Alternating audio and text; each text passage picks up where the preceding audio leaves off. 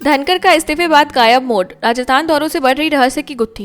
पूर्व उपराष्ट्रपति जगदीप धनखड़ के इस्तीफे को 1 माह से अधिक हो गया, लेकिन वे अब तक सार्वजनिक मंचों से दूर हैं। उन्होंने ना तो आधिकारिक वाहन उपयोग किया और ना ही कार्यालय दौड़ा। यहाँ तक कि उनके फोन व संदेशों का भी जवाब नहीं मिल रहा। पत्नी बार बार राजस्थान जाती दिखी। गृह मंत्री अमित शाह ने कहा कि धनखड़ ने स्वास्थ्य कारणों से इस्तीफा दिया है और इस पर अधिक तुल न दिया जाए।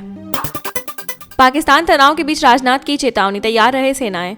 महू के आर्मी वॉर कॉलेज में रक्षा मंत्री राजनाथ सिंह ने कहा कि अप्रत्याशित भू राजनीतिक हालात को देखते हुए भारत के सशस्त्र बलों को छोटे संघर्ष से लेकर 5 साल तक के युद्ध के लिए तैयार रहना होगा। उन्होंने ऑपरेशन सिंदूर की सफलता को स्वदेशी हथियारों की बड़ी उपलब्धि बताया।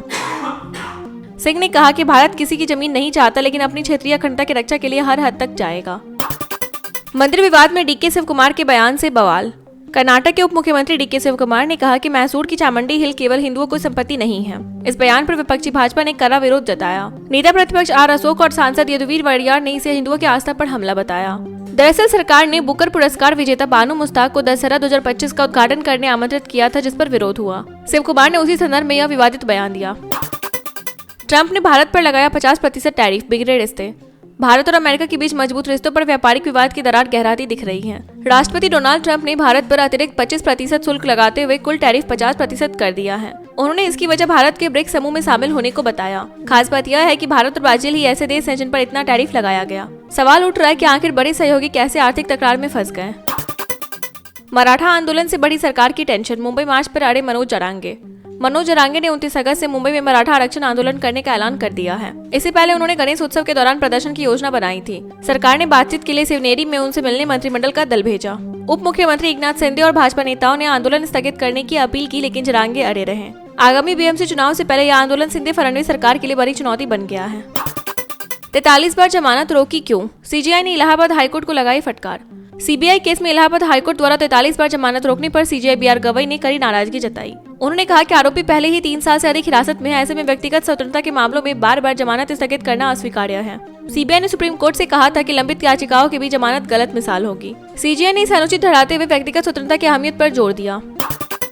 ट्रंप की कॉल अनसुने कर रहे मोदी, जर्मन अखबार का बड़ा दावा।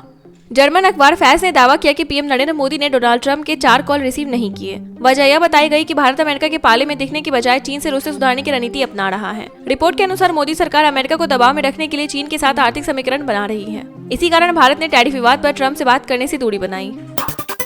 मुस्लिम युवक की किडनी ठुकराई संत प्रेमानंद ने। मध्य प्रदेश के इटारसी निवासी आरिफ ने वृंदावन के संत प्रेमानंद महाराज को अपनी किडनी दान करने की पेशकश की। आरिफ संत के आध्यात्मिक प्रवचनों और समाज सेवा से प्रभावित थे, लेकिन महाराज जो लंबे समय से डायलिसिस पर है, उन्होंने प्रस्ताव अस्वीकार कर दिया। उन्होंने कहा कि वे किसी से बलिदान स्वीकार नहीं करेंगे। यह खबर सामने आने के बाद आरिफ के जज्बे और संत के फैसले दोनों की सराहना हो रही है।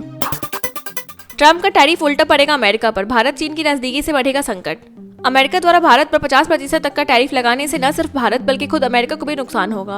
विश्लेषकों का कहना है कि इससे भारत चीन नजदीक आएंगे और अमेरिकी व्यापार प्रभावित होगा। भारत ने साफ कर दिया है कि वह दबाव में झुकने वाला नहीं। 5 साल पहले सीमा पर तनाव के बाद दोनों देशों के रिश्ते बिगड़े थे, लेकिन अब ट्रंप की अमेरिका फर्स्ट नीति ने भारत चीन को और करीब ला दिया है। सबका विरोध सहा फिर भी अपनाया, आरएसएस शताब्दी पर बोले मोहन भागवत। आरएसएस के 100 साल पूरे होने पर आयोजित कार्यक्रम में मोहन भागवत ने संगठन के इतिहास और संघर्षों पर बात की। उन्होंने कहा कि आरएसएस को जितना विरोध सहना पड़ा उतना किसी संगठन ने नहीं झेला, लेकिन हमने सबको अपना समझा। उन्होंने बताया कि अब पहले के प्रबल विरोधी भी साथ खड़े हैं। इस मौके पर दिल्ली से शुरू हुआ समारोह विभिन्न वर्गों और विदेशी प्रतिनिधियों के बीच संवाद का मंच बना।